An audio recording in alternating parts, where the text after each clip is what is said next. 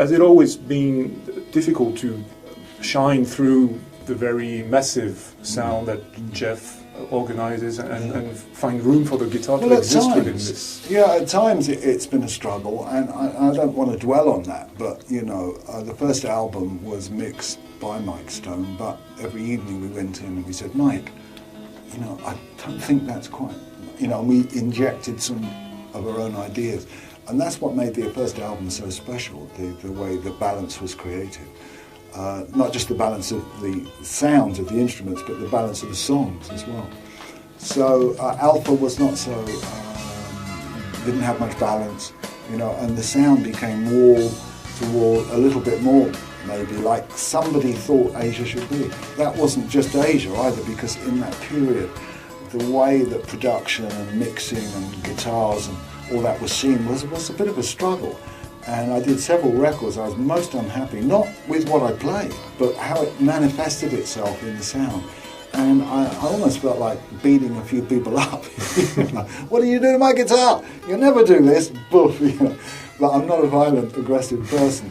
So all I did was try and hold it within me as much as I could. But I slagged a few records, you know.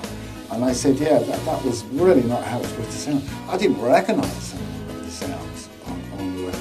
So I was disappointed, but to make up for it, I decided to make more of my own records, like Turbulence was done after that, where I sat with that record for a whole year, and I said, this record, nobody's asked me to do it, but this record will amplify what I do. You know, it'll have all the right balances. It'll have, you know, it was Bill Bruford on drums, and it was very, you know, creative for me to get a record and say, okay, my name's on that record.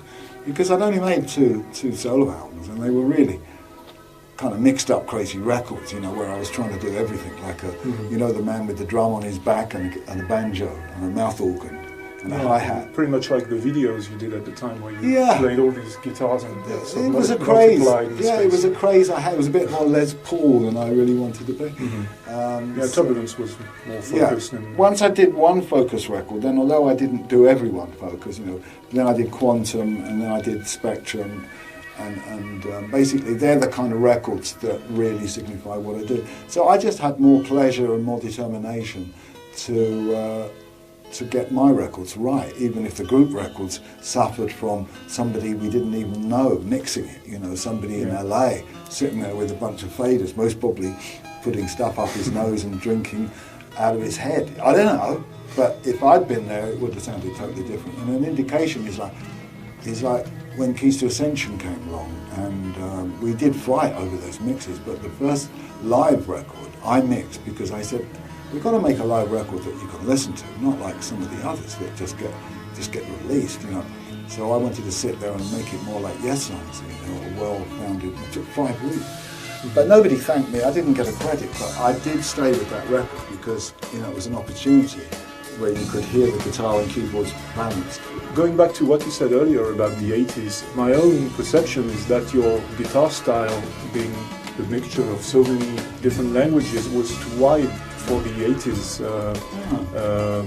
aesthetic of music, which sort of narrowed, and it was hard to get all that richness of influences, which digital, yes. By the mid part of the decade, digital was new, and digital then was very harsh, and everybody loved it because it didn't hiss, and you could mess with it, and, you know. But one day we went back in the studio and said, "Where's the bass?"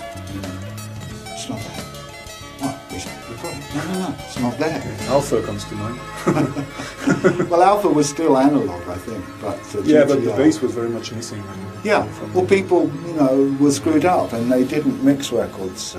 They listened to very flattering speakers like NS10s and thought, oh, it sounds great, you know, and you played it at home and it didn't sound great.